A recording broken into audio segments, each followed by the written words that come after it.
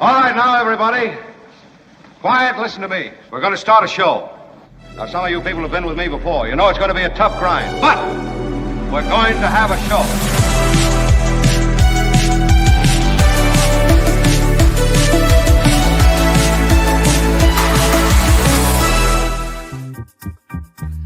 Yes, we are going to have a show. Late as instructed. Here I am, Michael Schur, sitting in for Mark, joined by Kim and Tony today. Thanks for watching the show. We are one day closer to January 20th, 2029 than yesterday. So there is that. But in the meantime, there does seem to be a malaise that has come over a lot of this country. It's a fascinating thing to watch, the absolute euphoria of people that we see in the grocery store and are parked next to and at the office and in our neighborhood, contrasted with the just, defeated dejection of everybody else. I mean, it's a very, very, hey, we're going to get to your 48 seconds. We just came on. But the truth is we that's kind of how it works in this country. The other guys win sometimes. We just haven't seen the other guys be this forthright on day one in a very long time. I think that, and I don't always have another guy, right? I mean, I think Trump is another guy. Republicans will win, Democrats will win, and that's the way it goes.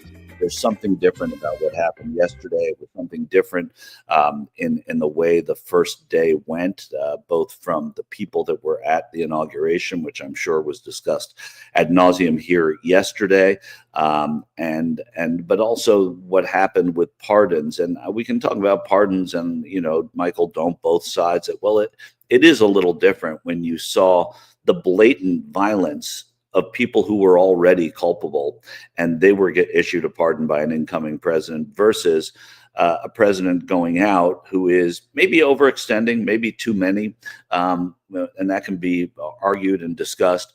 But when you see that protection that's given in case these people, the people who are pardoning the felons who stormed the Capitol, in case those people want to go after unjustly some other people. So I do see a distinction. If you want to talk about the pardons that were given by Joe Biden similarly to the ones that were given by Donald Trump, you can maybe look at the 2,500 people who were serving unjust prison sentences on drug charges that were pardoned last week by the former president. But I think it is apples and oranges to compare the pardons that Biden issued yesterday. And I'm not just saying that because it's what's being talked about. I do think that there is a difference. We have David Cay Johnston coming on today. I'll discuss it with him. There are people who I respect who think that Biden went too far with the family pardons.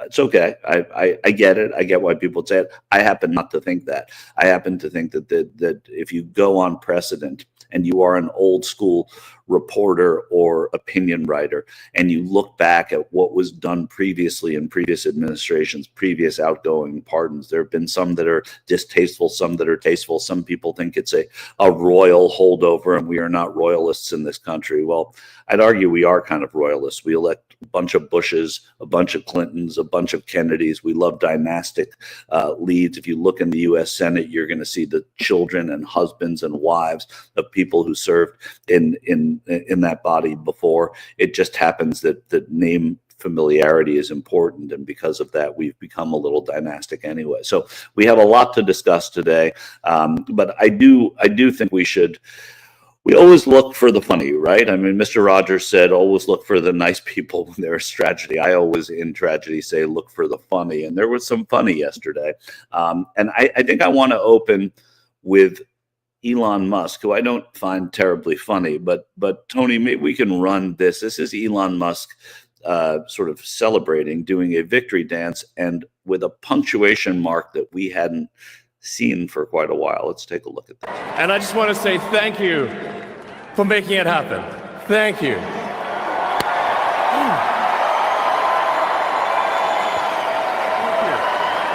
My heart goes out to you. I mean, that arm movement, I'm not going to say he was doing a Heil Hitler, because I don't think that was Musk's intent there.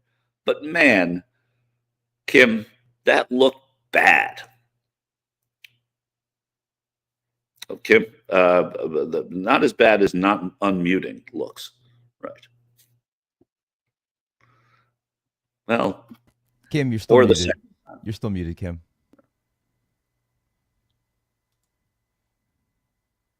I'm sorry, you guys. There we go. What happened was they caught the picture of that move. All right. They put the picture of him hitting that, whatever it was, the move. Yeah. Was all over the place without the video of him touching his heart first. And so it really does look, see, that's everywhere. And so it looks like, what the hell is he doing? Is he doing that Hitler thing? Is that what's happening there? And I think that I'm giving him, I don't give him a lot of benefits and a lot of doubts, but I have a lot of doubts. But I think that he was doing, I think, these people, these tech nerds, they're pretty geeky, and they will tell you that they're pretty geeky. I think he was doing his dab, his whatever. I think we got word from the Anti-Defamation League that they too think that this was not at all a Nazi salute. Is that right? Yeah. This is a delicate moment. It's a new day, and yet so many are on edge. Our politics are inflamed, and social media only adds to the anxiety. It seems that Elon Musk made an awkward gesture in a moment of enthusiasm, not a Nazi salute. But again, we appreciate that people are on edge. In this moment, all sides should give one another a bit of grace, perhaps even the benefit of the doubt, and take a breath. This is a new beginning. Let's hope for healing and work toward unity in the months and years ahead. Well, I don't have to defer to them. I don't think that was his intent. He's a lot of things, Elon Musk. I don't think he's a crazy Nazi. But I also see why people say that. And this is a really funny thing that Tony found, which is the different ways of holding your hand up. The rest, the pet dog, pet children. There's the call taxi, although I think I would go one up on that. And then not here, Elon. No. And then they call the waiter. Well, yeah, I get the spirit of this. I would make some edits to that. Tammy says he is a son of apartheid. Yes, he is a son of apartheid. He may be a lot of things. I don't know that in apartheid that they were doing the Nazi salute. Nobody in our chat seems to think that it would. I think also the fact that he did it twice, or at least twice, makes me think that it definitely wasn't that. He openly supports the anti-immigrant AfD party in Germany, though. That's true. That's true. There's a lot to condemn about him. And I get why people think that he was doing just what we're saying he might have been doing. And Eichelberg writes, it was 100% a nod to the Nazi salute. It was a total Edgeland move. I think Edgelord move. I think that and of course I say edgelord like I know what edgelord is, but I'm going to be like the cool kids and say, yeah, it was pretty edgelord. But I think truthfully that what we know about Elon Musk is enough. And I think that I don't want to obscure what he has done to poison our political system, to get involved in threat politics, to call for challenging 170 members of the Republican Party in primaries if they didn't support a debt ceiling bill. I think, so I think there's enough about Elon Musk that's bad that we don't want to go cover that with something that may or may not be. The ADL saying it, my hunch that he didn't mean that and wouldn't have done that there. But listen, nobody on our show's world here. Shannon Brown's right. If Elon wants the benefit of the doubt, let him apologize publicly for the glitch. If he did make a mistake, maybe he'll talk about it. Facts Girl says total nothing burger. Many sports players do the same hand gesture after a score touchdown, just an out of touch Musk. I agree with Facts Girl, but that doesn't mean that we are right either. It did look very far right. Well, yeah, granted, it did look far right. I will absolutely say that.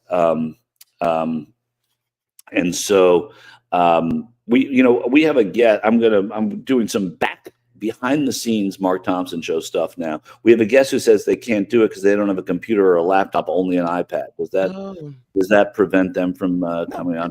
They should be able to. iPad Yeah, works. it should be fine. Phone or iPad should work fine. All right, so I'm going to put in the private chat while people argue about Elon Musk. I'm going to put her phone number, and then maybe somebody could reach out to her. I see her. I think that that there's a lot of opinions in the chat about this whole Elon Musk thing, and was it or wasn't it, or should we really give him grace, and look at who's he's supporting in Germany right now. I think the best comment was, if it really wasn't intended, then come out today and say, oh my gosh, I didn't mean it that way. Yeah, I saw that. Thank you and sorry for the glitch. Yeah, let's thank some of the people in that room.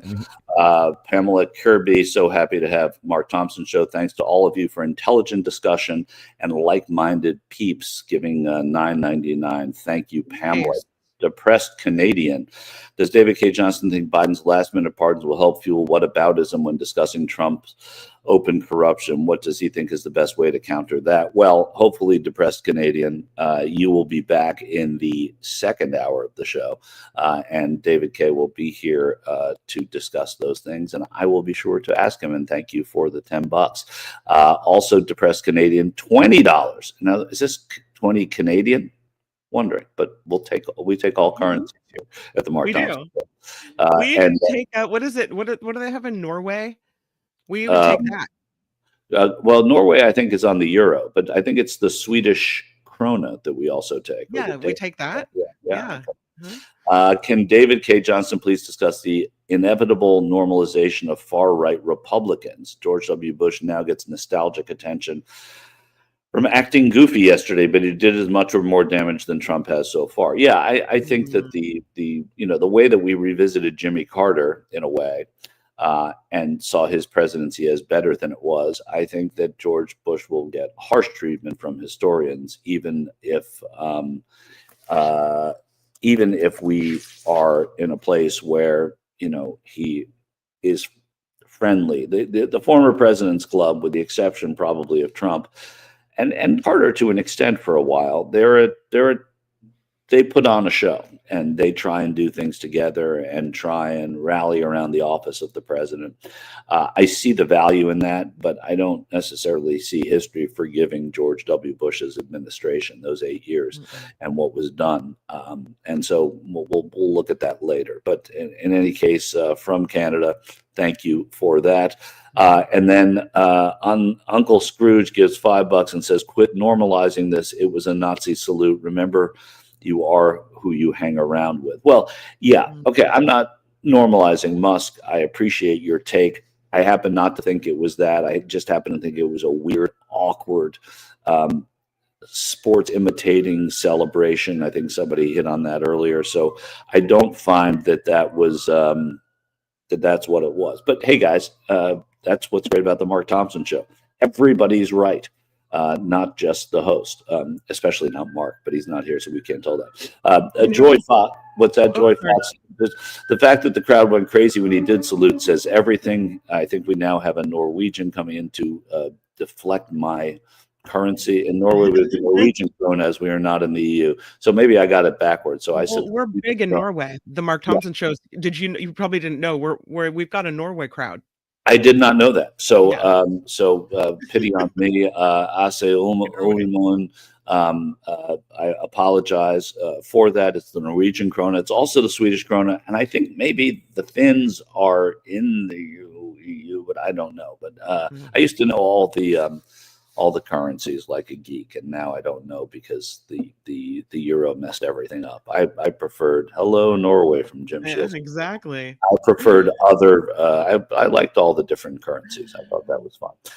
Anyway, so we return to what is happening, and one of the things that I thought was interesting was it was Martin Luther King Day yesterday. And not just the absence of the first African-American first lady, who just seemed not to want to go for understandable reasons because of the things that the incoming president has said about her husband.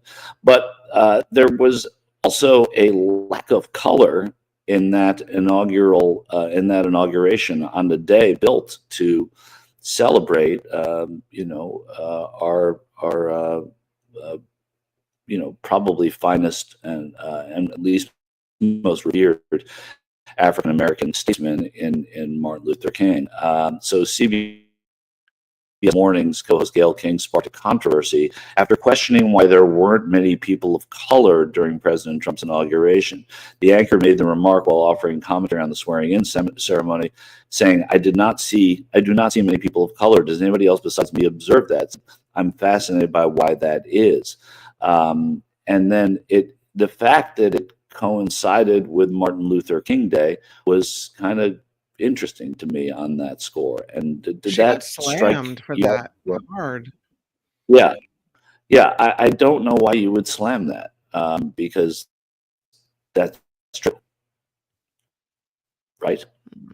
All of a sudden, you saw it with our own eyes. all of a sudden you started dropping words here and there. I'm not sure why, but as we wait for the signal to equalize, yeah, there's this big flap over that. Okay. And what she pointed out, Gayle King, was, hey, look at this. It's I'm noticing a lack of people of color. And then the floodgates opened, and you had all the Trump people, Aidan Kearney, who's a Trump-backed commentator, saying the fact that this is the first thing you're looking for is exactly why this guy has to be inaugurated again.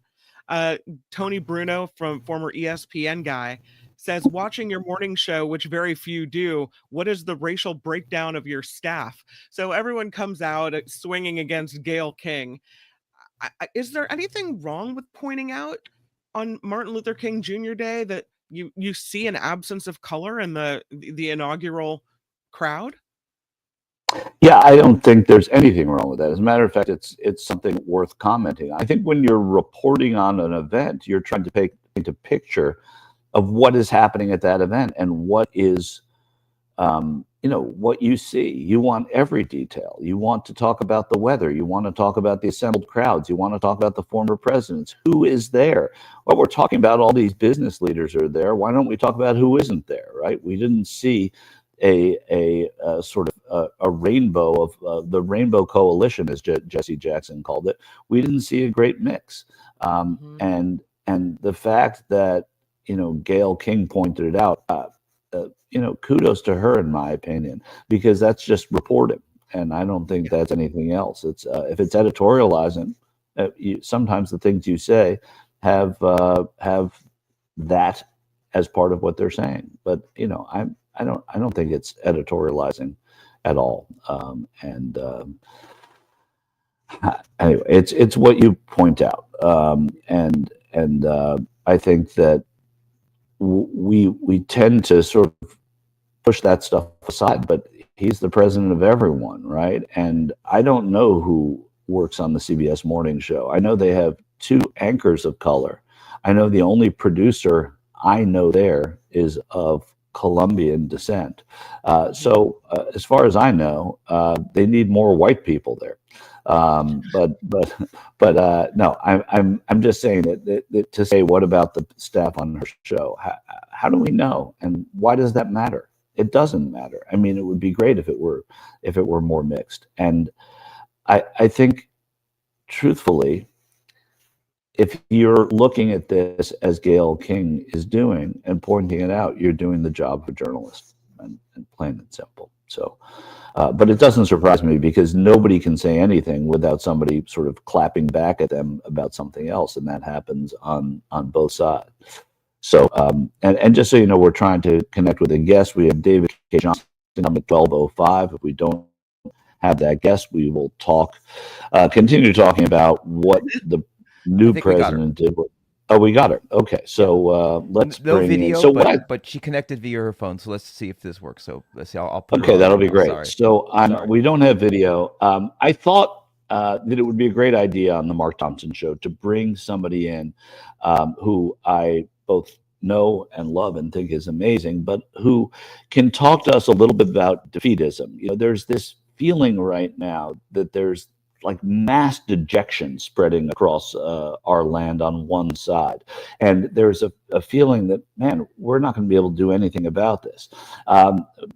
Pamela Horowitz has been fighting for civil rights her whole adult, and I would argue younger life, but certainly in her adult life, and was privy to a lot of that from having been married to Julian Bond, who was a veteran of the civil rights movement, a teacher, a thinker, but she herself fought for so many rights for women in terms of fighting uphill when there was nothing but defeat on the horizon. So I thought she'd be good to maybe give us, I don't know about a pep talk, but tell us a couple of things to keep in mind that kept her going and kept people like her husband going. Pamela, welcome to the Mark Thompson Show. Okay, thank you. I only heard you the last few words. Well, I said terrible things about you for a little while, and then I invited you on. So I'm so glad you're here. This audience of the Mark Thompson Show is one that feels, in large part, not exclusively and not unanimously, a great deal of dejection and defeatism. And what do we do now? This guy comes in like a dictator. He's got both houses of Congress. He's got the Supreme Court. So I thought somebody who had fought battles like you have, battles like your late husband did, that could talk a little bit about when you see an uphill battle like the ones that you faced and they've faced, what keeps you going? Because a lot of people just want to bow out. And by the way, I'm not saying that I'm not one of them. I have never been so, I guess, pessimistic about things. The pardons yesterday of the January 6th people really were a punch in the stomach. And I just want to talk to you about that a little bit. Okay. Well, at the beginning of Trumpism, I said that Julian would say, don't agonize, organize. And I think he would still be saying that, as would be, and I know are people, veterans of SNCC, the Student Nonviolent Coordinating Committee, of which Julian was a part. And I think you cannot let Trump win more. I mean, he's obviously won the election, but not win the much bigger issues that are at stake. And, I think I was reminded on King Day that King had liked to say something like, don't let them make you hate them, because hate leads to paralysis, and then you can't fight them. So we don't want Trump to have that kind of power over us. So the last thing, and I know some people who are leaving the country, and I think that it's very important to stay, and that there's plenty worth fighting for, and there are plenty of ways to do it. Already, we know that I think 18 states, they have already sued now over birthright citizenship. I'm on the board of the Southern Poverty Law Center. We are prepared and have been suing, Trump in the past. We're prepared to do it again. And he doesn't command a majority of the country. Right. If the 19 million people that stayed home had voted, we wouldn't be in this mess. Right. Yeah, that's true. And what happens to the people that did come out and vote in the next election, we don't know, because it'll be one without Trump on the ballot. One would presume, especially if people organize enough. I should mention Trevor Starr in Hollywood saying, love Julian Bond. We have a welcome Pam. We have a Julian Bond Dahagwal saying, Julian Bond used to frequent my bookstore, such a nice man. So really? There you have it. He was there just looking for his blurbs. Somebody asking, maybe Pam, before you came on, and I don't want to walk away from don't agonize, organize. I mean, that to me is that is such a mantra for this. You know, everyone's entitled for a couple of days of depression after what happened yesterday, but that should and could be motivation, which is exactly, I think, what happened in great movements like the civil rights movement in American history. Is they saw all of this, everything that was unjust, they were stunned by it, and then they organized. And I think that these lessons, and I'm so glad you're here to talk about it with us, are important. Before you came on, Pam, we were talking about Elon Musk. I don't know if you saw his salute yesterday, and we are debating whether or not that was a Nazi salute. It sure looked like it. I don't think that was his intent. I think he's just an awkward man doing something awkward. This is TM who said maybe Pam has something to say about Musk's salute. But most of the people who are viewing it think that it's exactly what it looked like. The ADL, for their part, is saying that was not a Nazi salute. And I'm saying we don't want to obfuscate everything that's terrible about Elon Musk by siphoning it all into one Nazi salute, because beneath the salute, there's a lot worse. What's your take? Well, to quote my fellow Minnesotan, it was certainly weird. Yeah, that's true. If it wasn't a Nazi salute, I mean, it's still so offensive, because he has to know that it would be seen that way by a lot of people. And as far as I know, he hasn't done anything to dissuade people from thinking that that's what it was. Yeah, that's what one of our viewers pointed out and said, that, you know, he should come out apologizing for his quote unquote glitch. Yes, which we shouldn't hold our breath. No, I don't think so. Breath holding has not done well with these people, and there's been too much of it, perhaps. Let's talk a little bit about the Southern Poverty Law Center. You brought it up. You're on the board of the Southern Poverty Law Center. They are really taking the lead very often in going after Trump from a legal standpoint. What kind of things happen? Give us some encouragement. I mean, yesterday, we'll talk about the pardons a little bit, but the ones that I'm focused on mostly are the J-6 pardons, the ones that pardoned all these violent people who came in. And I don't think that they equate to Biden's pardons, at least not the pardons of the preemptive pardons he did. You can compare them maybe to some of the drug sentences that he commuted or pardoned. But from a legal standpoint, there's nothing you can do about that, no matter how many lawyers you have in a building, right? Right. I saw last night on Colbert in Pod We Trust guys. Yeah. And one of them was making the point that this power of the presidency to pardon it doesn't make sense. But it is what it is now. Yeah. So there's nothing that we can do about it, and it's, you know, it's a shameful thing for Trump to have done, but, you know, he said he told us he was going to do it, and he did it. And he won an election saying he was going to do that. That was one of the things he said on the campaign trail. Yes, and unfortunately, most of the time when he says he's going to do something, he at least attempts to do it. That's now, right. I think they're going to be other things. Most of the other things, I think, are going to be way more difficult. Birthright citizenship, his attempt to end that should be a non-starter. It's in the Constitution, and a lot of things about immigration that he has talked about doing, he isn't going to be able to do, either because the illegality or just the impracticality, because it's going to take too much money and they won't be able to figure out the logistics. And so he can deport a few probably criminals because they're easy to locate. Yeah, right. And then, you know, declare victory and move on.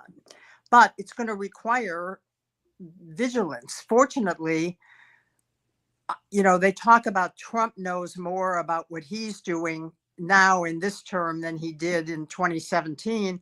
Well, the opposition knows a whole lot more about him and what we have to do. And so we are much better prepared than we were in 2017. I think, then we didn't really know how bad Trump was going to be. Now we know. Yeah. But now, of course, the counter to that is that we have a lot of judgeships that he was able to fill in that first term. And so there are a lot of bad judges, and we see Cannon in the news all the time, and she's an example. The good news is that very few cases actually get to the Supreme Court, and a lot of cases don't get to the appellate court level, and Biden did appoint more district court judges than Trump did. So litigation is still, an avenue, but it's not by any means easy or foolproof way to stop him. Right. We mentioned in that vein and how to stop him and how to organize a couple of things. I mean, so when we talk about, when you channel what Julian said or would have said was don't agonize, organize, how do we organize? What does that mean to someone who has never organized before? A lot of people said, well, we organized behind a candidate and we tried to win a presidential race and that didn't work. And here we are. What does organizing mean to someone when it's not just simply, obviously, about running a presidential campaign? How does someone who's never organized before organize? Well, yeah. Well, that's a good question. A good friend of mine, and I think Heather Booth, who is a world-class organizer. That's all she's done all her life, and as a result has participated in almost every movement of our times. And she founded something called Midwest Academy, which is based in Chicago, but they do training all over, and I know they do it in Washington, because I think the best thing is to try to find an organization that already exists that you can join in one way or another, and of course support financially, because Julian always, when there was a Q&A following his speeches, people always wanted to found a new organization, and he thought there were enough organizations. There's an NAACP chapter almost everywhere people live, and a lot of times leadership opportunities, because the leadership turns over. So I would suggest, and people on campuses, that's a ready-made kind of base from which to organize. So everything from, the Republicans have always been better at the local stuff than we have apparently thought it was beneath us, but that's where a lot of this started. School boards, local governmental agencies. Nothing is too small or too unimportant in terms of a place to start. It doesn't have to be a national organization, but there are lots of them. ACLU has chapters, everywhere. Yeah, so it really is about just looking. I mean, the Midwest Academy stuff sounds really interesting, and we can put a link to that maybe in our chat somehow. But because Heather Booth is a force, and anything. Have Heather on your show. Yeah, we could have Heather come on the show at some point too. That's encouraging stuff. I just think it was important to have this conversation because people need to do something with their dejection and not just be dejected, though they're entitled to dejection, but I think that you sort of. I think I've been saying, people were in recovery from the time of the election, November, and through the new year. And, now we have to be in action again. Yeah. This is not a time to despair. Okay. Well, those are important words from somebody who's been part of and next to a lot of fights with a lot of victories. So that's important. I mean, Pamela, just tell before you go, Title IX. I mean, Title IX was as uphill a battle as you could ever have imagined, and you were there on the front lines fighting for that. Yeah. Well, and look at the civil rights movement. And, when they were founded in 1960, what the world was that they confronted was like. And look what they did in 5 years in terms of the Civil Rights Act of 1964 and the Voting Rights Act of 1965. So sadly, it has almost always been our history that, we take 2 steps forward and 3 steps back. Right. But still, people today who think this is as bad as it can get, need to re-examine our history. The Civil War, Reconstruction, segregation, Jim Crow. I mean, we've been overcoming for a long time, and it's just that you can never let your guard down, and you have to keep fighting. Yeah. And those are words we will have you leave us with. You can never let your guard down. You have to keep fighting. Okay, not just say them. We will say them and then hopefully inspire people to do it. Janie Chi writes, great idea. NAACP and Southern Poverty Law Center do great things. And now it's have done such good civil rights work legally. Let's join a local group. I mean, that's part of it. Let's join local groups. And Pam, thank you for the encouragement. Pam, on point. Yeah. We've been through way worse. Enough with the melodrama theatrics and fight, fight, fight. That's from Mars in the chat. All right, Pam, thanks for stopping by. I appreciate it. Yeah. Love you. See you soon. Okay. Bye-bye. And thanks to Pam Horowitz. So, I thought that was a good improvised interview to have that voice and that experience on the show. Kim, what do you think?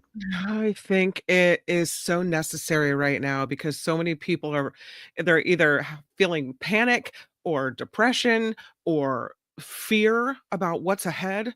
And I don't know. I feel like a voice saying, this is going to be okay. We're going to make it through. And here's what you can do is really helpful. I mean, at least to me, I think that's helpful to me. Her words mean a lot. Yep, and like she said, there's time to despair, but then you got to get up and you got to fight. So that's good. So Kim, we have David Cay Johnston at the top of the hour. Do you think we should go with a little news now? Are you prepped for news? I can do news whenever you want it. I'm happy to do that. News when you want it. That's that should be, I like that on the bus ad. News when you want it with Kim McAllister. There you go. So let's get some news going, and then we'll come back and we'll talk about this with ourselves and then with David Cay. The Mark Thompson Show.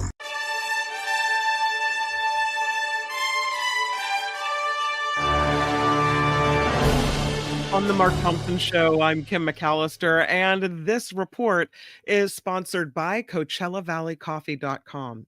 President Trump is set to meet with congressional leaders at the White House today. He will go over his legislative agenda with leaders from the House and the Senate. The president will also make an announcement about infrastructure at a White House news conference later today as well. It's supposed to be, Michael Schur, a big announcement. So we'll see what this is going to look like.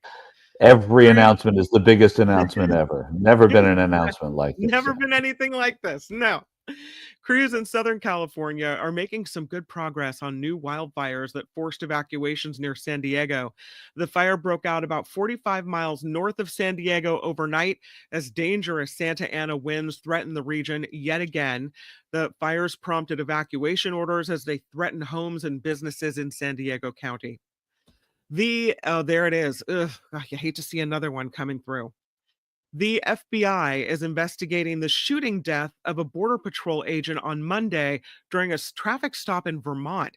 So this one happened near the border with Canada when a car with 2 suspects was stopped. Authorities say one of the suspects was killed and a third person was injured and is now in custody. President Trump is firing four-star Coast Guard Commandant Linda Fagan. Acting Homeland Security Secretary Benjamin Huffman saying in a note to service members, Kevin Lundy will replace her as acting commandant. The note did not give a reason for the dismissal, which marks the first firing of a top military officer by this new administration. So here we go yet again, you could say. President Trump is also coming to Los Angeles later this week. Trump expected to survey the damage that caused by the Palisades and the Eaton fires, which have both combined killed 27 people and destroyed thousands and thousands of homes and structures. Trump told rally attendees this last weekend he is praying for the victims of the fires and that he is ready to help rebuild California back. So, meanwhile, some Los Angeles residents are making their voices heard against the new Trump administration. A large rally against Trump took place outside Los Angeles City Hall on Monday. Demonstrators voicing their opposition to Trump's call for mass deportations, which he initiated by a wave of executive order.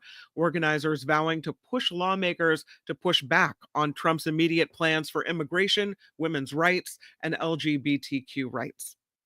Speaking of the fires, Governor Gavin Newsom is working to get debris from wildfire-affected areas out of those regions sooner rather than later. The governor is issuing an executive order expediting debris removal in those areas. There's concern that the expected rainfall coming could trigger debris flows in the areas that have already been devastated by these wildfires. So Governor Newsom's executive order is aimed at removing much of the red tape in getting all of that debris moved as quickly as possible, which is important because there's a lot of environmental things that could go wrong as the debris flows into waterways and such, which is just not good at all. In San Jose, they are cracking down now on RV parking in certain areas around the city. Under a multi-million-dollar pilot program, the city has designated 30 temporary tow-away zones to clear RVs to allow the cleanup efforts on those streets, including street sweepers. Dozens of RVs have already been cleared out of the areas near Chenoweth Avenue. Ultimately, the city plans to choose 10 of those sites and permanently ban RVs from parking in those zones. Homeless advocates are not thrilled by these efforts, saying every district in San Jose should have a safe RV parking space for those who are forced to live in their mobile homes. The Bay Area Republicans say they are very happy to see a large tech presence at President Trump's inauguration. The Villages Republican Club in San Jose held a watch party for Trump's inauguration Monday. Many viewers noting the big-name tech leaders in attendance at the event. Of course, Elon Musk, Apple CEO Tim Cook, Meta's Mark Zuckerberg, Amazon's Jeff Bezos. Several Republicans telling ABC seeing the tech company leaders there is good news because Silicon Valley leaders should be working hand in hand with the administration for betterment of the nation. Okay. I don't know about that, but all right. That's what they say, so that's where we're going with. Trevor Noah is returning to host the Grammys. Woohoo! On a lighter note, the comedian and former Daily Show host hosted the last 4 years. This comes just under 2 weeks from when the Grammys are set to happen on February 2nd in Los Angeles. The Hollywood Reporter also said it'll include fundraising efforts in the wake of the wildfires here in California. Sources say the Recording Academy is considering whether or not to delay this event or maybe turn it into a fundraiser for fire relief. Meanwhile, major record labels and Spotify are canceling their pre-Grammy parties. And lastly, Melania Trump's hat yesterday is the center of attention on her husband's inauguration day. After apparently she appeared with President Trump Monday morning, Google showed Melania Trump's hat was a breakout search. The First Lady wore a custom navy coat and a hat. Trump appeared to try to air kiss his wife when he arrived for his swearing in, but he was blocked by the hat brim. Do we have that video, Tony, of him trying to kiss her? Yeah, we just saw that. That was amazing. Yeah. Sorry, I was reading. Yeah, blocked by the hat. I don't think it was supposed to be an air kiss, but the hat prevented him from getting any closer to her, which, that might have been her idea. Yeah, keep away from me. Yeah. Do not want. This report is sponsored by CoachellaValleyCoffee.com. Oh, there's the Hamburglar. Yeah, there's the Hamburglar. It's I don't amazing. Yep. know. I mean, yeah. And that's this what, Spy versus Spy? Yeah. Melania. I mean, I don't know. She looks okay. This report is sponsored by. If you can't say something nice, don't say anything at all. This report is sponsored by CoachellaValleyCoffee.com. This is the best coffee and the best tea you will find around. If you're looking for really good coffees and really good teas, please check it out. CoachellaValleyCoffee.com. Check out the website, see what they have to offer. And then if you find something you're interested in, please use our special exclusive Mark Thompson Show code, MARKT, MARKT, no spaces at checkout. That'll get you an extra 10% off. And then your coffee arrives just a couple days later, and sometimes they even put in some extras. The good thing about, not only the good thing about CoachellaValleyCoffee.com, along with their exemplary product, is also that they source their beans, their coffee beans, from all female-owned farms. They make a big difference when they do it. Fresh beans, and you really can't find anything better than this. CoachellaValleyCoffee.com. I'm Kim McAllister, and this is The Mark Thompson Show. Thank you, Kim. And enjoy that in a Mark Thompson mug, as I'm sure one is. Yeah, we all want a Mark Thompson mug. Everybody wants one, right? It's they're more delicious in a Mark Thompson mug. Let me tell you, before we get to David Cay Johnston, who is going to be joining us shortly, about an interesting thing I did last night. The vice president, I wouldn't say lives close to me, the former vice president, but she lives, miles, several miles from where I live. And I used to drive up that street because I had a friend who lived up there. And when the vice president was in town, there were blockades and you had to be rerouted and detours. And if you wanted to get to the area in front of her house, you had to have a pass, and you had to, Secret Service everywhere and LAPD, as would be expected. So last night, knowing that she was back in Los Angeles, having returned from the inauguration, I drove up just to see what it was like. It was also in an area that had been evacuated because of the Palisades fire previously, and people were just getting back. They weren't, I don't think, they were probably in danger of a fire at a certain point in those couple of days, but it was more about the fact that there was no electricity there. People couldn't live. It was an area where there were National Guardsmen and people, making sure that looters couldn't get in. So I drove up there last night, and it's just a sort of this very American thing. Is weeks ago you drove up there and it was a fortress, and last night there were 4 guys and a couple of SUVs parked in front of her house, and there was no detour. There was no having to move around. You could just drive by like you were driving by your friend's house, other than there was, exaggerated security, but nothing more than that, the kind you would think a rock star would have, for example. Does a vice president, I know former presidents, they get Social Security detail for life. Is that the same? I think it's called the Secret Service. Social Security, we all get. Secret Service. Sorry, Secret Service. Yeah. Is it the same with the vice president too? So in 1990, I want to say 1994, they said that former presidents would get only 10 years. So that after Clinton, he would get it for life, but every president after Clinton would only get it for 10 years. In 2002 or thereabouts, I think after, and the dates might be wrong, after 9/11, it was brought back to be spouses of the presidents, their children 16 or under, and the president themselves get Secret Service for life. So their children get it until they turn 16, and thereafter, just the spouse and the president. The vice president gets it now for 6 months. Her spouse gets it for 6 months, and then her children, were she to have any, would get it until they would turn 16, but just for 6 months. So after 6 months, the vice president doesn't get it. That's kind of scary because I'm sure there were so many threats made against her. I wonder if they will alter that given the nature of Trump, and if there are threats against someone that would, necessitate more security detail, if maybe they would alter that. I hope she's safe. Yeah, we all hope she's safe. And these are different times too. And the way it works is you can petition Congress to extend that. And I don't know we don't really hear about when that's petitioned and not, and I don't know what the success rate in doing that is. But certainly, if there are viable and credible threats, Congress would extend that. But that's just how it is on the books now. Presidents and their spouses get it forever, for the rest of their lives. I mean, Jimmy Carter, when they stood down the day he was buried, and they've been with him ever since. And the vice president will get it for 6 months. And again, that Joy Fox is saying 6 months is not nearly long enough for Kamala Harris, and it probably isn't. But people do move on, and she may, if there's stuff that we don't know about, may petition to have that extended in some way.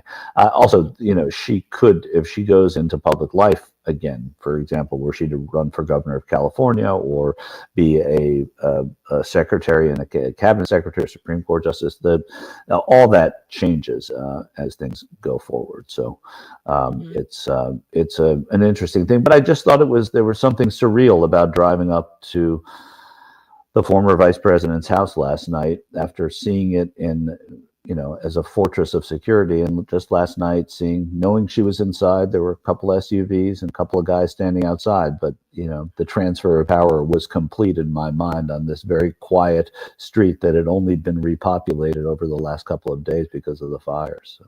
They know your car. They're probably like, oh, that Michael Schur guy again coming by. Look at him. That's right. No, that's true. That's a good. Nobody would have. My car is not the kind of car you think. Although maybe it's so grubby and it's got so much hockey equipment in it, they would think, oh God, this guy's fine. He might be crazy. But anyway, that was my just little picture of life in America on Inauguration Day, and seeing that contrast. We have, the brilliant and I'm always excited when I know that I'm hosting this on a Tuesday because I get to speak to old friend David Cay Johnston. David, thanks for being here and for joining the show on a day that has us in a way not quite knowing what's next, and so hopefully you can calm our nerves a little bit, and as well as we can talk about some of the things we've already discussed in the show. Just so you know, I had Pamela Horowitz on earlier. She's the widow of Julian Bond, and she is somebody who has fought lots of the civil rights battles beside Julian, and then in her own right at the Southern Poverty Law Center, and in her own right fighting for Title IX protection. Her fingerprints are all over that law. And I brought her on because there's such a dejection that so many people are feeling right now. I wanted to know to help our audience, how do you get out of that? How do you move and not shrink in the face of that? Well, trust me, I understand that feeling. I'm deeply disappointed in the American public. At the time of the election, I said that this was a character test of the American people, and we failed. And I think it's particularly crucial that 13 million fewer people turned out to vote than 4 years earlier. And with population growth, to have the equivalent turnout, there should have been 17 million more votes. And we won't know for a while why people didn't vote, but the most common reason people don't come out to vote is, gee, things are going well, I'm happy. And so I think a lot of people wrongly thought that it was in the bag or it didn't matter. When Barack Obama ran the second time, he did not do as well with Black voters, and there were a number of Black Americans who had either never voted or rarely voted, who told political scientists, well, he won, why do I need to vote again? Right. Which goes to yet another aspect of the very poor job we're doing of teaching what democracy means in this country. But I tell you what bothered me about Donald's inaugural address, his rally on Sunday, and his rally after the inaugural. It was one well-crafted, but one lie, fabrication, and ridiculous promise that can't be fulfilled after another. And it was so totally outside of the universe of reality that it made me think of this phrase my grandchildren use, all of whom are grown, but they're in their 20s, the Marvel Cinematic Universe. I think we now live in the Trump imaginary universe. So Donald imagines that China is in charge of the Panama Canal, therefore it's happened. He imagines that crime is rampant in the country. Of course, crime rose during Donald Trump's administration, and it has fallen sharply during the Biden administration, particularly urban murders. The economy, is a complete disaster in Donald Trump's mind. Everybody who understands economics knows that America has the strongest economy in the world, that we have come out of the pandemic vastly better off than anybody else in the world. And that's largely because of the policies that Joe Biden got put into place. There's no guarantee your economy is going to recover, but he put in the right places. But the Democrats not knowing how to market, not knowing how to explain to what they do, being all the time of either the Jimmy Carter attitude, well, I'm doing good works and everyone should appreciate that, or of the we don't want to do slogans. We'd rather tell you that, if you reach page 47 of my new economic plan, especially footnote 17, well, Donald gets up there and goes, we love the poorly educated, and other slogans. And the Democrats, this is an old song, and I've been singing that song for many years, that the Democrats, they just don't know how to reach people on a visceral level. They know how to reach educated people. There's no problem with that. But that's just a segment of the voting populace. And you're now seeing Donald Trump doing what he has always wanted to do. He wants to make America white again. He's already moved to set up a court case to end birthright citizenship. He issued this executive order, and I've been doing a lot of overseas television the last few days, and every one of these anchors says, well, he's ended birthright citizenship. And I go, no, he hasn't. Executive order of the president does not trump the Constitution. But then what I explained again and again is he's hoping to get a case that will get to the Supreme Court where they will argue that the Constitution in the 14th Amendment, third clause, doesn't mean what it plainly says. Everyone born in the United States is a citizen of the United States. He's going to want the court to say, well, that applied to slaves at the time. It isn't meant to apply to people who come here, who are here illegally, who may even come across the border to have a baby here, the old anchor baby argument, which, by the way, you could apply to Melania Trump, who came here and illegally worked as a model. Right. We have the records proving that. There's no dispute about it. But of course, in Donald's world, there's Donald and white people's rules, and then there's for everybody else. But we should be concerned that this Supreme Court majority, who love to talk about originalism and intent and the plain meaning of words, are also feckless, and they could well come up with a decision that changes the meaning of the 14th Amendment. A whole host of other actions that all establish how much Donald Trump wants to make sure that if you're not white, if you're not male, you better stay in your place. Right. And one of the memes going on around today, by the way, is about the two hand over the heart and then Heil Hitler seeming salutes from Elon Musk. And yeah, we discussed that. We discussed Musk at length today in the show, so I'm eager to hear what this is. Well, just briefly, people on the right, people on the right are saying that's just crazy liberal talk. And here's a bunch of pictures. Here's Michelle Obama's hand in that position, and Obama's and other people. And of course, in journalism, context matters. Every one of us has a picture out there somewhere where we have our hand up. Yeah, that's not the point. You have to look at this in the context of Elon Musk is a prince of apartheid South Africa. He has made many seriously anti-Semitic comments. I mean, horrendously anti-Semitic comments. And then he'll do something to try and muddy the waters about it. And most significantly, if you go to some of the websites of the neo-Nazi types, the far-right types, the racists, they're all heralding what Musk did. So they plainly took a message from this of aid and comfort for the world they want to live in, which is white Christian nationalism, which has, to be very clear, nothing to do with Christianity. It's totally antithetical to the concepts of Christianity. Love your neighbor, care for the stranger, go and give all that thou hast. Right. Yeah, I look, we had a debate over it. The ADL, I don't know if you saw, said that it was not a Nazi salute. My argument is I don't think that was his intent yesterday, but mostly that I don't want to, block out what he has, all the things that are bad about Elon Musk and sort of dilute them down into one Nazi salute, because that would be a distraction.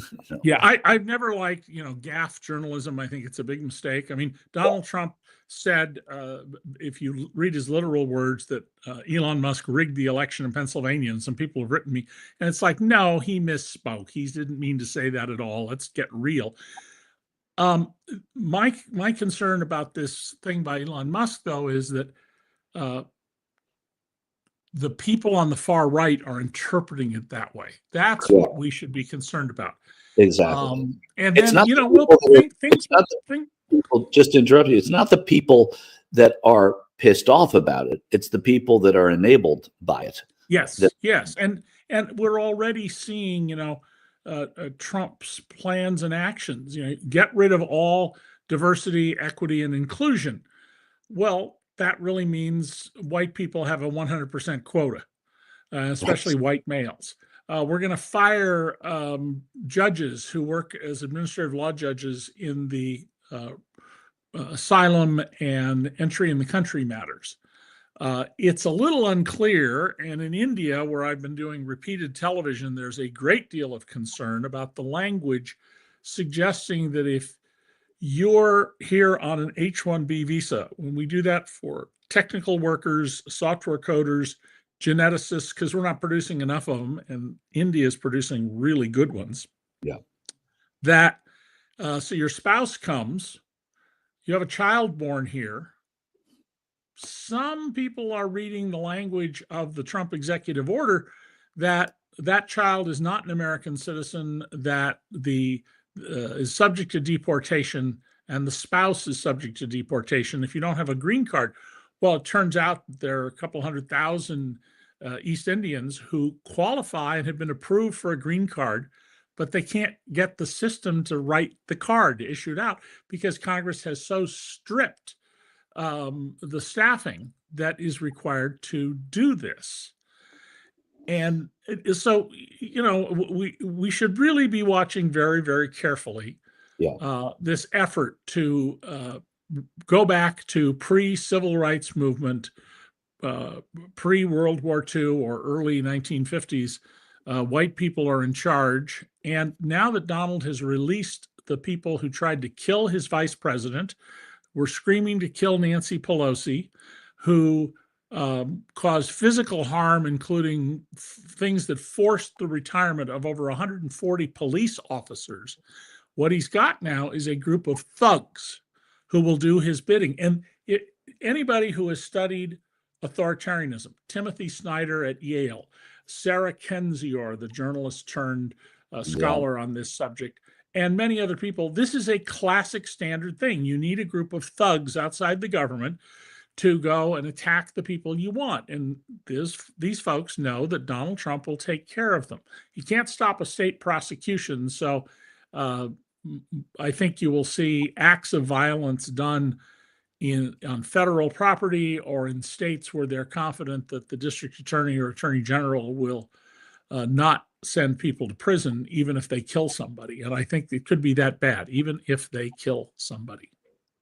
Yeah, I mean, the pardon stuff is so fascinating because there's a lot of this whataboutism. There's a lot of well, he did this, why is it bad if we do that? And it's not just because I'm really upset at the J-6 pardons. I expect Trump to pardon people. Pardons happen all the time for whatever reason. I mean, I was saying earlier in the show, we fancy ourselves as anti-royal, yet we still keep electing Kennedys and Clintons and Bushes, and we go back to the royal pardons that were given by kings for centuries, and we have them here. It's really our last vestige of dynastic rule. But maybe not the last, maybe that's hyperbole, but it's true that it goes back. It certainly relates back to that kind of history.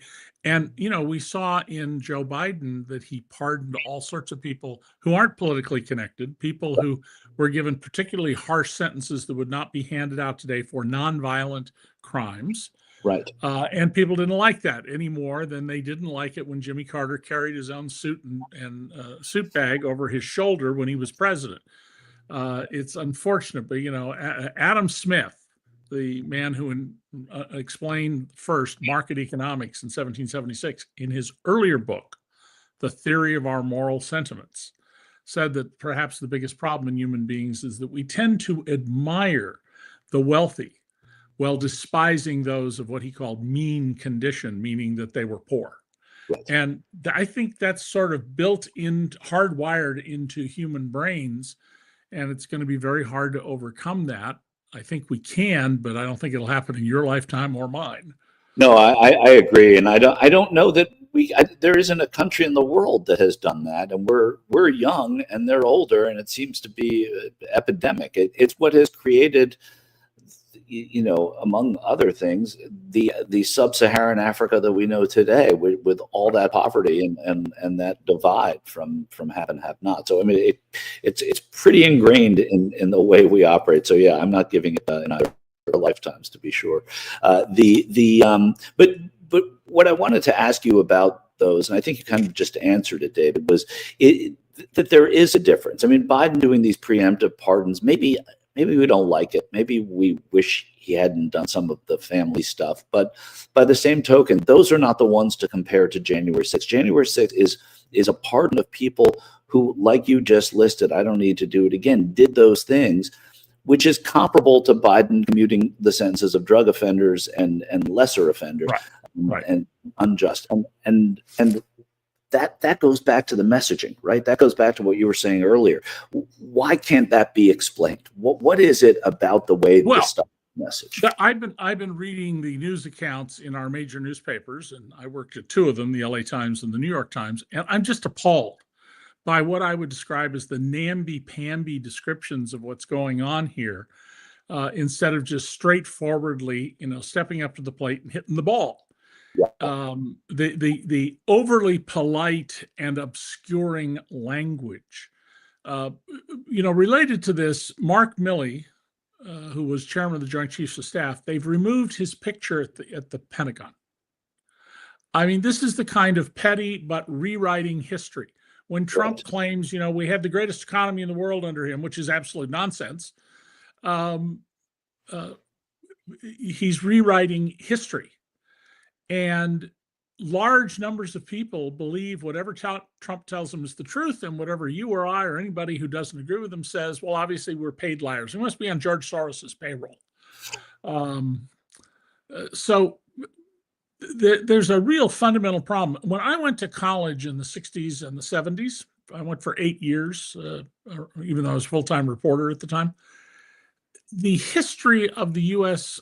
Constitution that I learned in the number of classes I took about government, constitution, and history was essentially the idea that the American Revolution worked because it was a revolution of the aristocratic or business owning, in some professors' view, but in all cases, educated class against the king. People who wanted to control their own destiny. They would have preferred to stay part of Britain, but if they couldn't get that, if they couldn't get representation, then they were willing to go on their own. And the Constitution itself has a lot of points in it that make it very hard to change things, because there was a lot of concern about the hoi polloi, the rabble. And you're seeing now the reasons that the framers of our Constitution were not the same people as the founders who signed the Declaration of Independence. The framers of our Constitution clearly were very worried about inflamed passions and needing checks and balances in case you had people who were out of control, be it the courts, the Congress, or the president. Donald believes that he has the power to do anything he wants. He really believes he has dictatorial powers. He said during his last administration, I have an Article 2 that says I can do anything I want. Please, if you're watching or listening, when we get off, when the show is over, not my segment, but the show, go to your browser and just type in Constitution, Article 2, transcript, and read it. It's about 700 words. Most of it is about technical matters, frankly. It says, in essence, two things. The president will carry out the orders of Congress. He's their errand boy, and he's the commander-in-chief of the military. Donald sees it that everyone must bow down to him. And on top of this is this belief that he developed, promoted partly by his father, and developed to cope with the monster his father was, that nobody else is his equal. He's special. This is not just being a prince like Elon Musk. This is like really big. And if Donald weren't president, I would tell you he's a megalomaniac. But since he's been now in his second term, it's a little hard to make that argument. Well, it is hard to that, and that's the thing that silences that criticism and that observation. And look, I mean, there's something of it, like compare him to Jim Jones, right? There's something messianic about the way he's perceived and wants to be perceived. And yes, and I covered Jim Jones. I was in the LA Times San Francisco bureau back then. I wrote what I think was widely described at the time as the best piece. Charlie Kaiser, who was at the Washington Post at the time, said that about it. Explaining who and what he does and how he got people to come under his thumb. And I've written about a number of cults and how this happens. And that's what we're seeing with Donald Trump, is a cult where facts don't matter. And because they don't matter to Donald, it's especially dangerous. You know, China controls the Panama Canal. Absolute nonsense. The suggestion by not saying he would not rule out military force for taking Greenland, which really means attacking a fellow NATO member. Right. That's what he would be doing over a complete fiction. All of these things are troublesome, and many people just don't recognize that Donald lives in this fictional world in his head. The phrase I've used for years is he creates his own reality. Yeah. And he can change the script at any moment because he creates his own reality. And based on one little thing he may have heard that he glommed onto and kept repeating and thinks it's great. So the China-Panama Canal, that William McKinley was a spectacular president. We should rename a mountain for him. Right. You know? And this sort of, that's all he needs to hear. Look, I've been to probably, I don't know that I could count them. I guess I could count all my credential badges that are upstairs, but I've probably been to 100 Trump rallies, let's just say. And what I see outside is the most fascinating part of it, because these people who have no idea about policy or intent, they hear him say something, they repeat it, and they want it to be true. And I always say that they're there more for the tailgate than for the game. They just want to be with like-minded people, or people who are devotees and to this person for whatever reason. And it's a really curious thing to me. And it goes back to something you said earlier, David, which is that, the messaging and the disconnect. There was an interview, and I may have actually said this to you on another time that we've met, but on the show. But there was an interview I saw done. I don't know by whom, but it was a great interview after the election, interviewing people on the street in Alexandria Ocasio-Cortez's district, asking them if they voted for Trump. And they voted for Trump. Did you vote for Representative Ocasio-Cortez? Yes, I voted for her too. And it's about educating these voters. And you touched on it earlier. So these people who voted for Donald Trump and AOC, and that big drop off in numbers, tells you all you need to know about the messaging of the Democratic Party. Well, the institutions that did the work on behalf of most people have been more than decimated. That is just 10% gone. There's only 10% left. We need a new word for when it's 9 out of 10 are gone. Lewis Powell, who was this brilliant, absolutely brilliant a Virginia lawyer, was hired by the U.S. Chamber of Commerce in the mid-1960s to tell them, what do we do? Because Ralph Nader had become the most popular man in America, the most trusted man in America. General Motors had tried to, they hired a high-class escort and had tried to lure him into something. It just doesn't work with Ralph. I've never seen Ralph even turn to look at a passing woman, no matter how good looking or how dressed. Well, if her emissions were bad, he might have turned. That's all. Yes, if she was smoking. Right. And none of this worked. And Powell wrote this memo. You can just go on the internet and put in the Powell memo. Yeah. And in it, he said, well, here's how we bring all the other institutions to heel to business. This was a not white supremacist, but a business supremacist argument. Well, first of all, you got to get rid of the unions. Well, we've gone from 37% of private sector workers in unions down to about 5 or 6%. Secondly, he said, you've got to bring the press to heel. And they've done in many ways a very good job of that. And I'm very fearful it's about to be a much more effective job. And then you've got to stop these interdenominational groups. There was for many years a multi-story building, 13 stories in my mind, because I went there a couple of times to speak, of interdenominational social justice movements, Catholics, Lutherans, mainstream Protestants, Jewish Right. groups, etc. That whole infrastructure is gone. Yeah.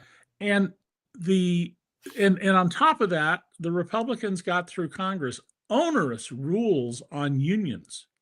Unions are subject to the most incredibly onerous reporting rules. I mean, if you want to have those rules, fine with me, but they should apply to corporations as well. Unions technically are corporations, but for-profit corporations. And so in some ways, it shouldn't be surprising that a lot of people would vote for AOC and vote for Donald Trump, which is completely contradictory, because no one is presenting a unified notion of democracy and government. Right. And we're now seeing very clearly that among the high-tech leaders, well, they have a fiduciary duty to their shareholders to look out for their welfare. They've gone way beyond this. They are bowing down to Donald, bowing down voluntarily. And you notice that there was only one group of people who Donald Trump expressed sympathy for, except the broad claim that our citizens are being ravaged by criminals. But the only people he broke out and expressed sympathy for were the billionaires sitting there near him in the rotunda who'd lost their homes. Right. People who own multiple homes, who have insurance, who rebuilding a house is pocket change to them. Literally, the cost of a mansion to Mark Zuckerberg or Jeff Bezos is pocket changed compared to you and me. And yet, I have some of my high school classmates have been posting things. I grew up down in Santa Cruz, which people think of as the most liberal city in America. It was a book, The Leftmost City in America, who are just cheering this on and saying, finally, we have a godlike man, we have a Christian, we have someone who has integrity in the White House. It's like, what planet are you living on? Yeah, it's mind-boggling, because these are these are people who you hear speak and in other times and think are reasonable or thought of as somewhat reasonable, and then this guy enters the room and everything changes. And he's not someone. I grew up in New York City. I know his act. I've known it my whole life. And that he could fool the entire country is amazing to me. I'm not saying that from some naive place. They're going to be presidents of other parties and presidents of other mindsets that I won't like. And but Donald Trump is different than that. He is. Two things along with that, Michael, to keep in mind. Donald is constantly saying, and every single overseas TV show that I have done, they keep saying, well, he won a huge mandate. No, he didn't. He didn't even get half the vote. No, he won by 1.5 percentage points. You want an overwhelming mandate? LBJ in 1964, Richard Nixon in 1972, Ronald Reagan in 1984. Those were mandates, overwhelming victories. Yeah. That's not at all the case with Donald, and his margins in the House and Senate are very thin. He'll get what he wants in the Senate, but they won't be able to pass a number of bills Trump wants in the House without the Democrats helping, because there are Republicans who think that the government is a lefty government under Trump. I mean, in essence, from where they're standing. People who, as the saying goes, think Genghis Khan was a liberal. And the Democrats face a big choice. Are they going to say, well, we want to have a functioning government? Or are they going to say, sorry, we're not here to solve your problems. We're here to solve America's problems. And this is going to be a real test of the Democrats. Yeah. And at the same time, can they position themselves, if things fail, to say they've got the majority and they haven't been able to achieve what they want? It's not us. Or are they going to allow Donald to tag them and say it's their fault, which he will try to do? And if we continue this namby-pamby coverage in the major papers, and it's the Washington Post, the AP, the New York Times, a few other, Wall Street Journal, they set the agenda. What you see on TV, what you read in the provinces is heavily influenced by the news judgment of the editors there, and in turn, the way the reporters at those organizations cover things. It's one of the reasons that I've covered Washington off and on my whole career without ever being there. Because I literally think if you're there, you get swept up in this is the way we cover Washington. And there are a lot of people in Washington journalism who just hate me because I embarrass them periodically by digging up a story. I'm not saying you shouldn't have people there. You need to have a lot of them. Yeah. But I think there's a need for distance, skepticism, and in particular, in Trump's case, connecting the dots. So when the birthright citizenship, instead of saying, well, it doesn't matter, it has no effect. No. Why is he doing this? What's the agenda? And the agenda is get a case before the Supreme Court to get an interpretation that effectively ends birthright citizenship by saying Congress only meant that for slaves from 1865. It didn't mean for people today. The Panama Canal, what's going on there? Well, one thing we know is Vladimir Putin can't ship any cargo through the Panama Canal, and he's not happy about that. These are not, the policies may be crazy, but there's a logic behind them. It's like when someone said to me many times when I was younger and was out covering crime, it's a completely senseless murder. Nobody would, why would anybody do that? There always was a reason. It may not have been obvious. It may not have been one the cops wanted to deal with. There was one of the first times my eyes got open when I was either 19 or 20 at the San Jose Mercury as a staff writer. There was a boy who killed his stepfather. And only after everything was over did I finally find out, and I didn't write about it, that he killed him because he was raping his younger sister. There was a logic to this. It wasn't he's a terrible person, and that's what the cops said to me. There was a reason for it. Well, there's a reason for the things that the people around Trump are doing what they're doing. And just one last thing, Michael, before I go. Every time, folks, you hear Donald Trump tax cut, not true. In 2017, Donald Trump's only significant legislation of his first term was what he called a tax cut. It was a tax increase pushed into the future with interest. We have borrowed $2.5 trillion, or we will have very soon. Right now, we borrowed about $2 trillion to pay for this tax cut. 83% of it went to people in the top 1%, and that's really the top half of 1% and above. The bottom half of the top 1% are mostly two-income professional couples who work, a lawyer married to a doctor. Right. And they're not the capitalist class, they're the highly paid professional class. But the top half of 1%, 1 in 200 American families, they got 83% of the tax savings. But there was no tax cut. There was a tax increase that will come due in the future. And now he wants to extend it and increase it, and it's the same thing. And journalists need to start saying, well, what they'll write is, well, if it doesn't, it may not pay for itself. What does that mean to most people? It doesn't pay for itself. The way to say it is, Trump wants to borrow money to allow people to pay who are rich less in taxes today. Yeah. But you have to pay interest on this money forever. Yeah, it's And so don't hesitate to write a letter to your local editor, one paragraph long, to call up a TV station, to post on Facebook or B-Sky or Twitter or wherever you are.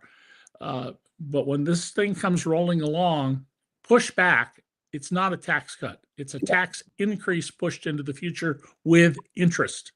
And there's a consistency to what Pamela Horowitz said. She said that Julian, who I'm sure you crossed paths with at some point, David, Julian Bond, that he said, I met him once. Yes. Yeah. He used to say, "Don't agonize, organize." And you take your you take your lumps, but then you got to do something about it. And I think that was a great thing to hear today, in light of the fact that there's this great dejection going on among people. You're allowed to have that, but then you've got to turn that into something.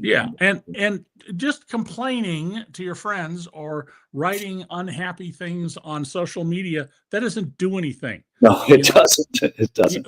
It takes action. You got to organize. You got to talk to people. Yeah. You need to point out to people.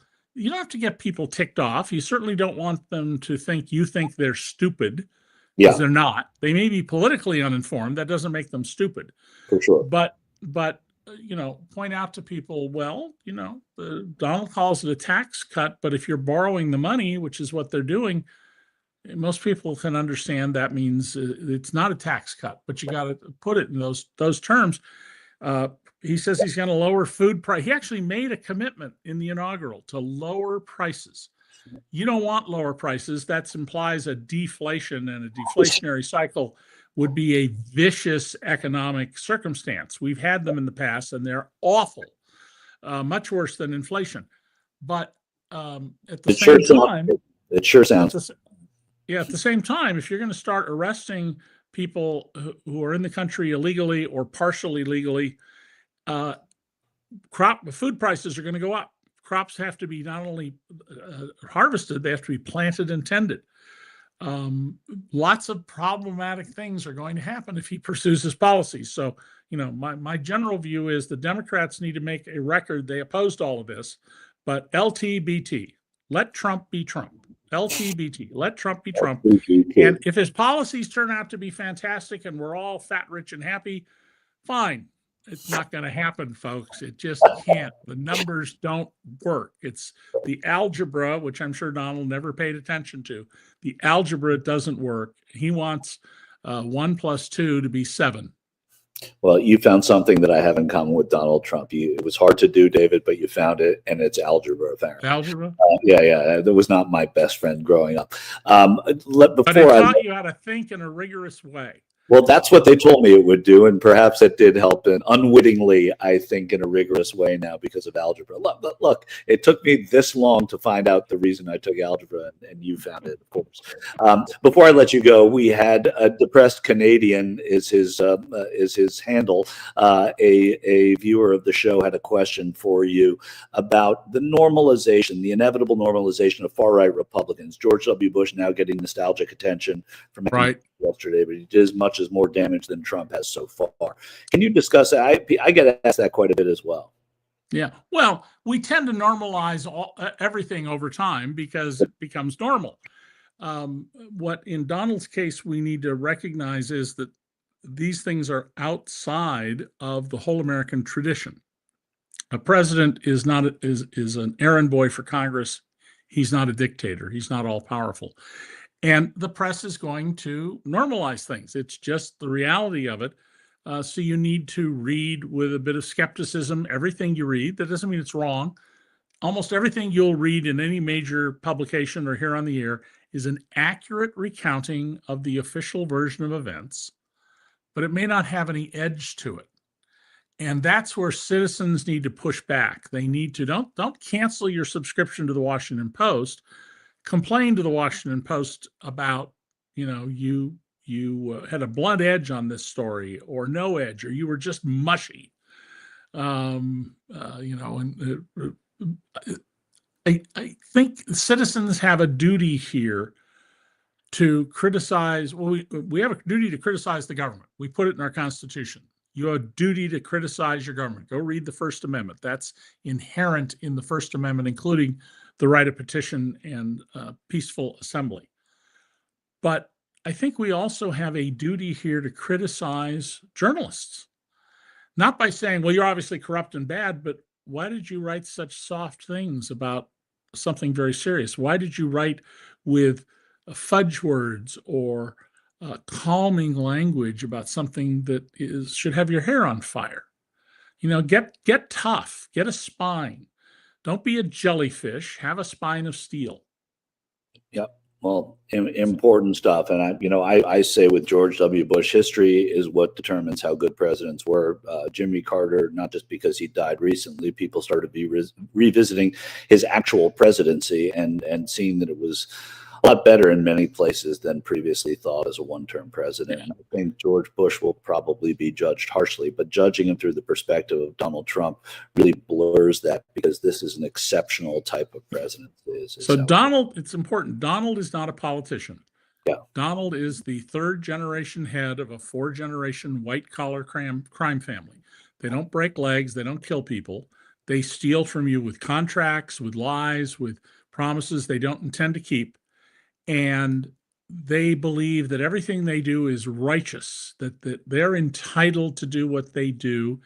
And in many ways, they're mercantilists. Before Adam Smith figured out market economics and we got capitalism, although today we mostly have corporate socialism rather than capitalism, the common belief in the world, what you and I would have been taught if we had gone to school in the 1600s, was that every dollar that you have is a dollar I don't have. Every dollar the Spanish have is or a piece of gold we don't have, because there's a fixed amount of wealth in the world. So it's okay to steal from you. It's okay to cheat you. And mercantilism did not recognize what we're very capable of doing. We've been doing it for 200 years, and that's create wealth. But Donald doesn't create wealth. Donald just sucks the wealth out of institutions he gets his hands on. And you should sign up for his emails. I've gotten at least 5 emails in the last 2 days. So while he was president, please send $5 for this. I need your money for that. I mean, he's the beggar in chief as well as the racist in chief. Buy a mug. I've been getting a lot of buy a mugs. Yeah.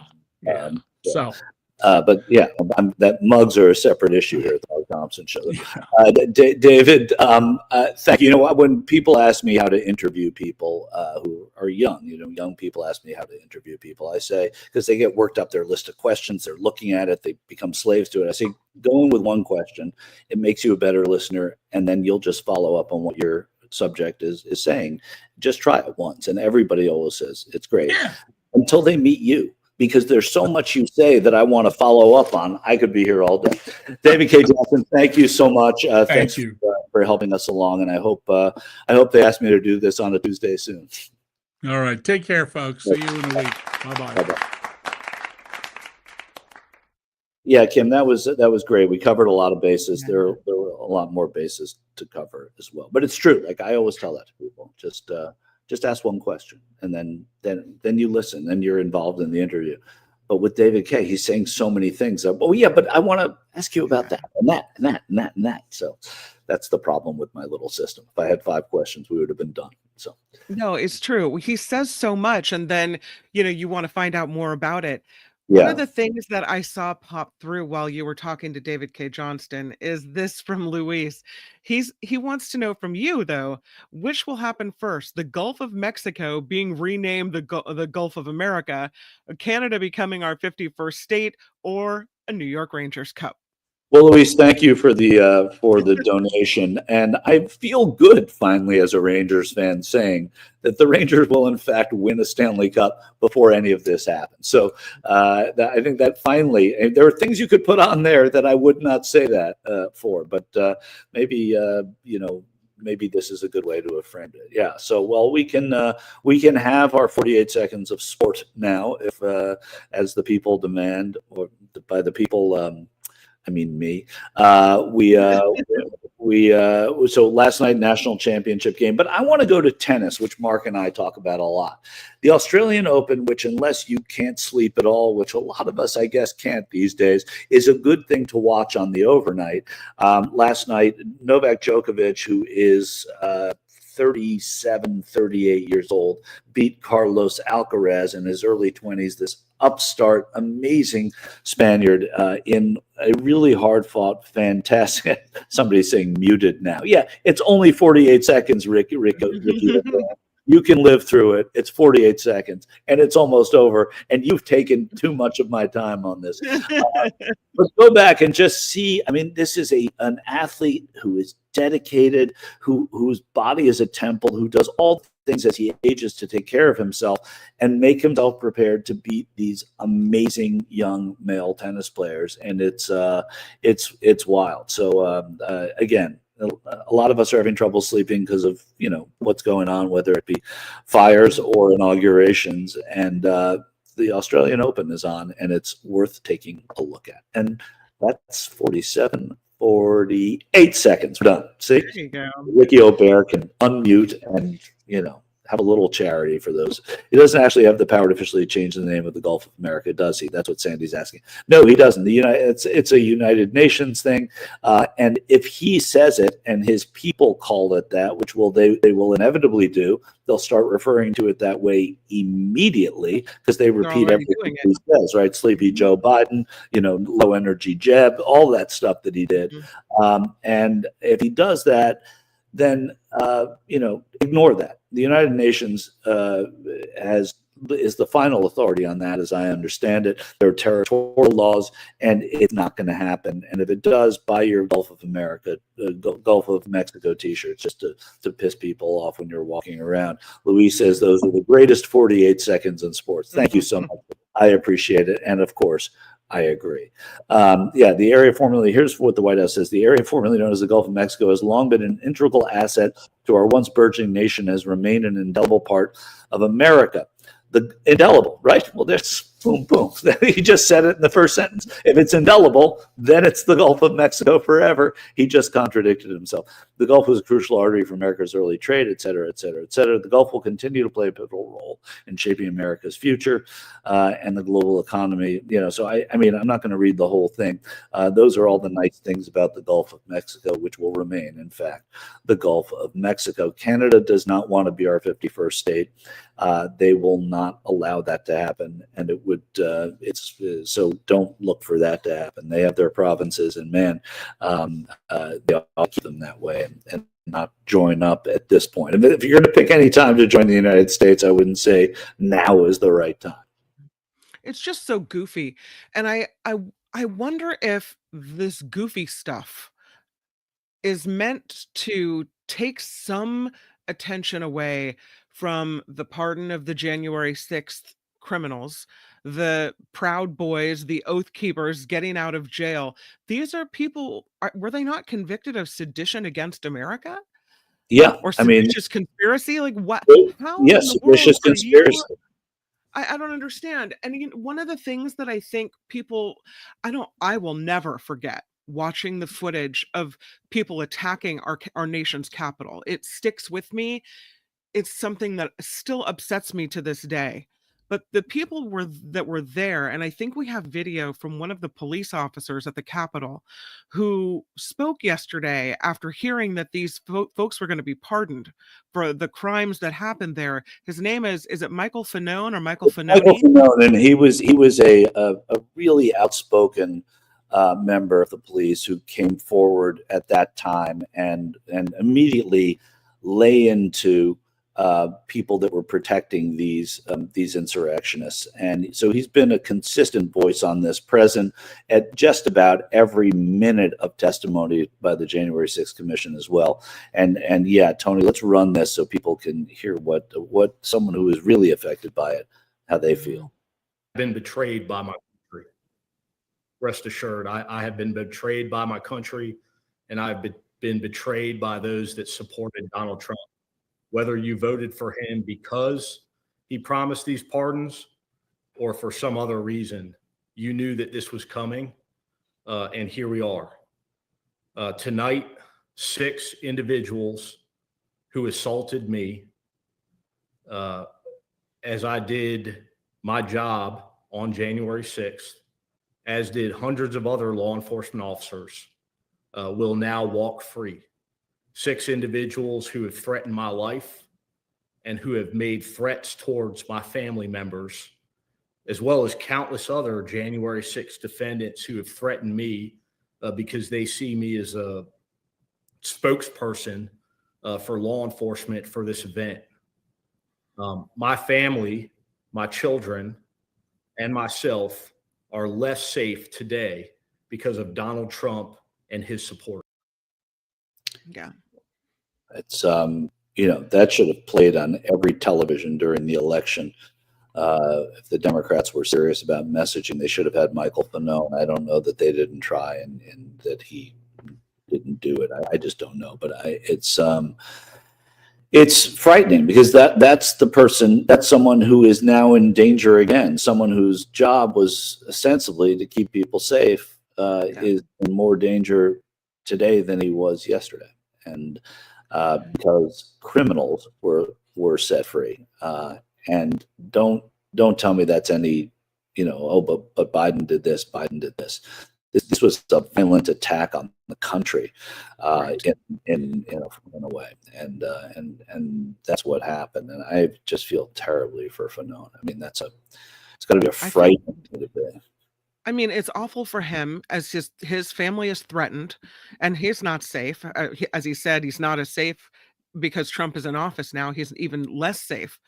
But it's also dangerous for America to let these people think that this was ever okay. Yeah. That to not stand up and say, this is not how we roll in America. Yeah. Fanone has said that his 76-year-old mother was swatted and had feces thrown on her. To a couple of our viewers have put that in the chat and said that on CNN last night. It is all. I mean, it's unconscionable. This is not. I mean, these people wanted to kill the vice president of the United States, and he just said yesterday, "Yeah, bye, guys. You all go home." And that's. The vice president of the United States, by the way, and Mike Pence, that showed up at the inauguration, that shook Trump's hand at Carter's funeral. I don't understand how he'll say he realizes his wife wants nothing to do with Trump. She wouldn't even look him in the eye at the funeral, and she wanted nothing to do with him at the inauguration. So I just feel like I think she didn't even go. I don't know how Pence can I don't know how Pence can do this. How he forgives such an egregious affront. Well, I mean, I can't speak for Pence. Obviously, I understand why he went to Jimmy Carter's funeral, and I don't think that he would have refused Donald Trump's handshake and upstage the event of the funeral. So I don't know why I went to the inauguration. But Mike Pence is also a super religious guy, and for people who are very, very religious, forgiveness is a centerpiece of that. But I'm speaking for him. I have no idea. I'm like you, Kim. I don't know why he showed up yesterday. He didn't have to. Former vice presidents don't have to be there. Donald Trump actually rebuffed him, not only with January 6th, but rebuffed him because he didn't run with him again. Not that that was ever really being thought of, but he ran with somebody else. And now they're in the vice president's club together. That photo there is at the.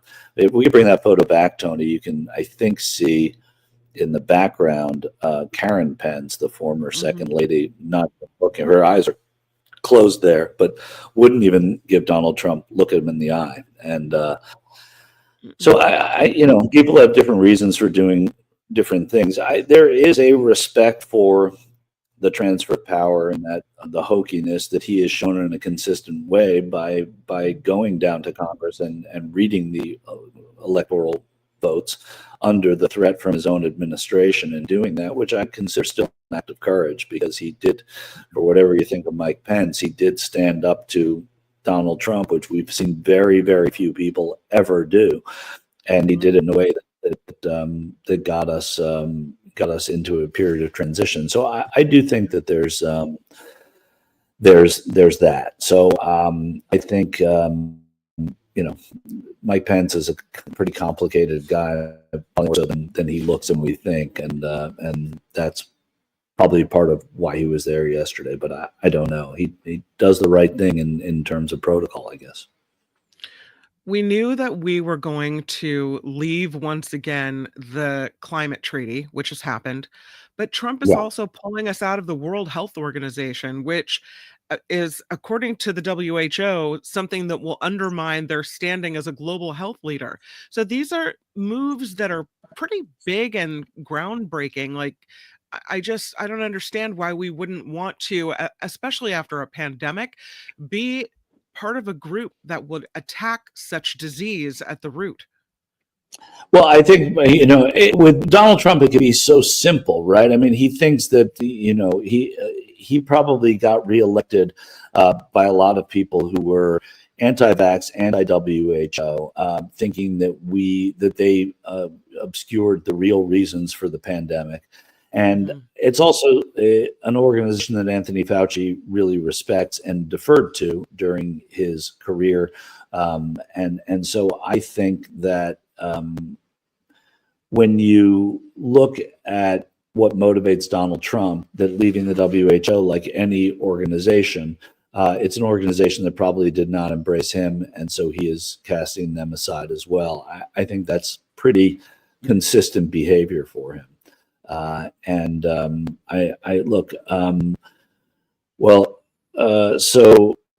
Wes Thierry gives us $5, says, breaking news, Trump just terminated John Bolton's security detail and he has Iran wanting him dead. And Bolton has Iran wanting him dead. Yeah, I mean, that goes to, I believe you, I just haven't read that, so I can't go take that too far. But this is the kind of personally vindictive stuff where he doesn't care about the welfare of a police officer like Michael Fanone, doesn't care about John Bolton, who worked in his administration, and the threats against him. It's all petty, all of it. And on the other side, Joe Biden being criticized by the wife of retired Army Lieutenant Colonel Alexander Vindman, who said no pardons were offered to discuss only a few hours before Trump came into the White House. Whatever happens in my family, know this: no pardons were offered or discussed. I cannot begin to describe the level of betrayal and hurt I feel, Rachel Vindman said yesterday morning on the social platform Threads. Vindman's brother is now a member of Congress, and together they blew the whistle on a phone call between Trump and Zelensky that led to Trump's first impeachment. And for some reason, he was passed over in the pardon process. I always think, it's like they don't name everybody to the All-Star team, and not everybody gets nominated for an Oscar. It's far more serious when someone's safety is in jeopardy. And I'm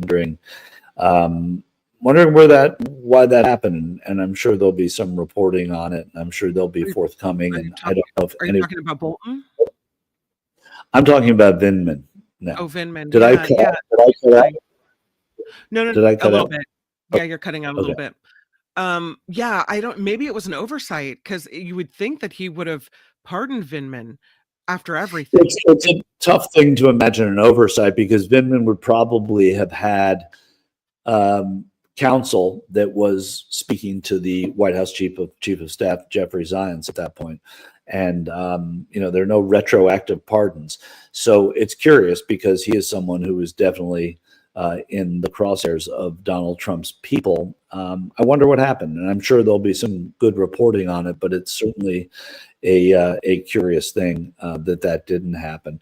Let's go to Delaware for a second from yesterday, guys. Joe Biden, as all presidents do, they fly out of Washington, they go to wherever they're going. They usually have their staff and everybody gathered to sort of say goodbye to them and thanks to them. And at Biden's, I guess keeping with the theme of this show, which will go back to Julian Bond's words of "Don't agonize, organize." We heard them from his widow, Pamela Horowitz. We heard that same sentiment from David Cay Johnston. Here's Biden, who's saying, "Don't stop, man. Keep going."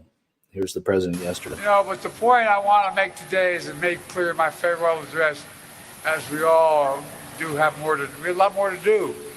We heard the inaugural address today. We got a lot more to do.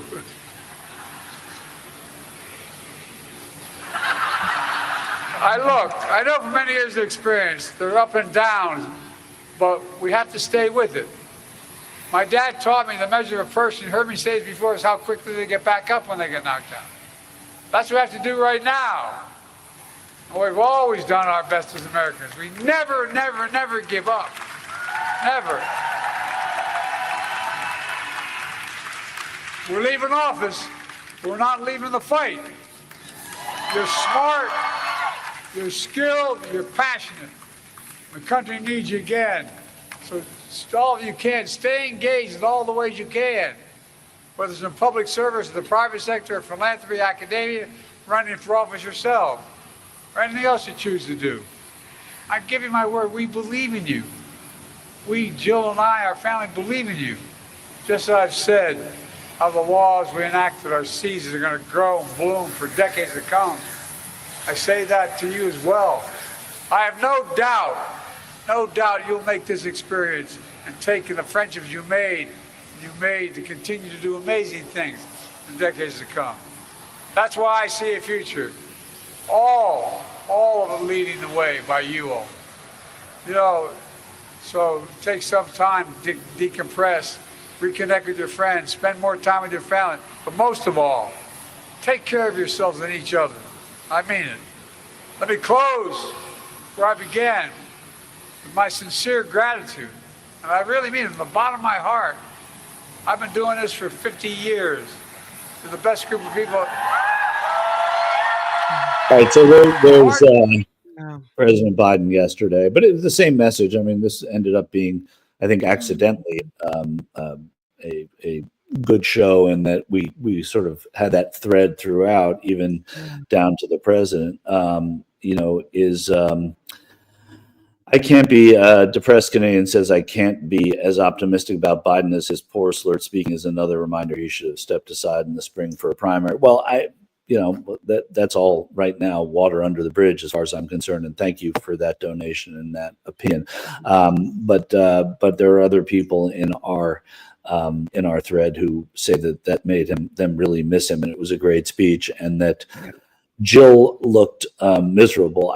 You have to take into consideration it was freaking freezing yesterday, and so they're both freezing. And the other thing I always say, because I've followed Biden for a very long time, I was at his very first presidential announcement in 1988 at a train station in Wilmington. So I've heard him give far too many speeches.